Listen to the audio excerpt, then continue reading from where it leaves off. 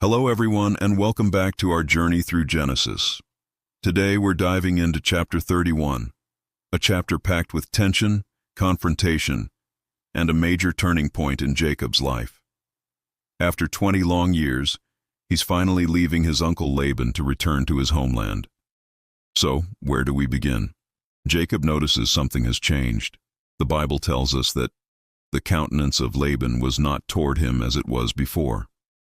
You know that feeling, right? When the atmosphere shifts and you can just tell someone's attitude towards you has soured.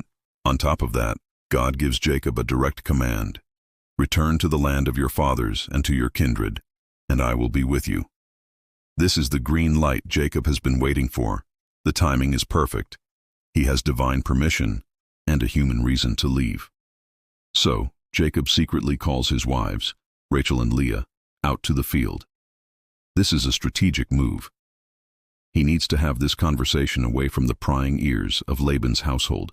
He lays out his case, reminding them how he has served their father with all his strength for 2 decades. He says, "You know that I have served your father with all my might, yet your father has deceived me and changed my wages 10 times. Think about that, 10 times. We saw Laban's deception from the very beginning, switching Leah for Rachel on Jacob's wedding night. This pattern of manipulation has continued for 20 years. Every time Jacob found a way to prosper, Laban would change the terms of their agreement, trying to keep him under his thumb and exploit his labor. But Jacob points out something crucial. God did not permit him to harm me. Despite Laban's schemes, God has been protecting Jacob and ensuring his prosperity. He recounts how God intervened in the breeding of the flocks, using dreams to show Jacob how to increase his own wealth, essentially turning Laban's schemes back on himself. Now this is a critical moment for Rachel and Leah. Where will their loyalty lie? With their father or with their husband? Their response is powerful and unanimous. They say, "Is there any portion or inheritance left for us in our father's house? Are we not regarded by him as foreigners? For he has sold us, and he has indeed consumed our money." They feel completely cut off from their family. Laban has treated them not like daughters, but like commodities. He took the bride price Jacob worked for and spent it, leaving them with no inheritance and no future in Haran. They see their father's greed and injustice just as clearly as Jacob does. Their decision is firm. They tell Jacob, "Whatever God has said to you, do it." With his wives' full support, the plan is set. So, under the cover of opportunity, while Laban is away shearing his sheep, Jacob makes his move. This isn't a simple farewell. It's a full-blown escape. He gathers his wives, his children, his servants, and all the livestock and possessions he has acquired, and he sets off for the land of Canaan. He stole away, the text says, without telling Laban he was leaving. It's a risky and dramatic departure. But there's a twist, a detail that will cause major trouble down the road. While they are preparing to leave, Rachel steals her father's household gods, or teraphim. The text doesn't explicitly state her motive. Was it for religious reasons? Did she believe they held some power? Was it a financial move, since these idols could sometimes be linked to inheritance rights? Or was it a final defiant act against a father who had treated her so poorly? Whatever the reason, this secret act will soon put the entire family in jeopardy. 3 days later, word gets back to Laban that Jacob has fled, and Laban is furious. He gathers his kinsmen and sets off in hot pursuit. For 7 days, he chases Jacob's caravan, finally catching up to them in the hill country of Gilead. A confrontation is inevitable, and the tension is at an all-time high. Laban is ready for a fight, but then God intervenes once again. The night before Laban reaches Jacob, God appears to him in a dream and gives him a stern warning.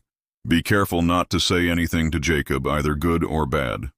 In other words, don't you dare harm him. This divine restraining order changes everything. Laban can't act on his anger with force. He has to use words. So when he confronts Jacob, Laban starts with a series of guilt-tripping questions. What have you done, that you have tricked me and carried away my daughters like captives of war? He paints himself as the loving father and grandfather, robbed of a proper farewell. He claims he would have sent them off with a big party, with mirth and songs, with tambourine and lyre. It sounds nice, but given his history, we have to wonder if it's genuine. He then reveals God's warning, saying, "It is in my power to do you harm, but the God of your father spoke to me last night." Then Laban gets to his second, and perhaps real point of anger. "Why did you steal my gods?" Jacob, completely unaware of Rachel's actions, is indignant.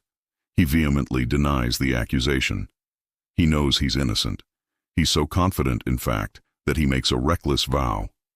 "Anyone with whom you find your gods shall not live."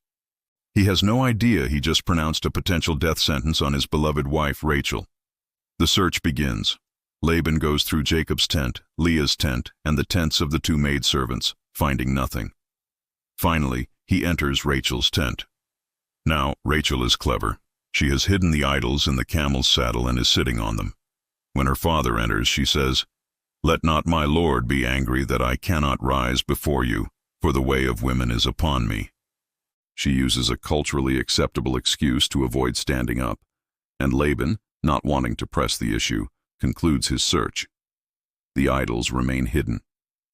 Rachel's quick thinking saves the day, but the deception continues. With the search over and his name cleared of theft, Jacob's own frustration boils over. The tables have turned. For 20 years he has endured Laban's manipulation in silence. Now he lets it all out. He asks, "What is my offense? What is my sin that you have so hotly pursued me?" He details his faithful service, how he bore the loss of animals killed by beasts, how he worked tirelessly through scorching heat and freezing nights, and how Laban changed his wages 10 times. He concludes with a powerful statement.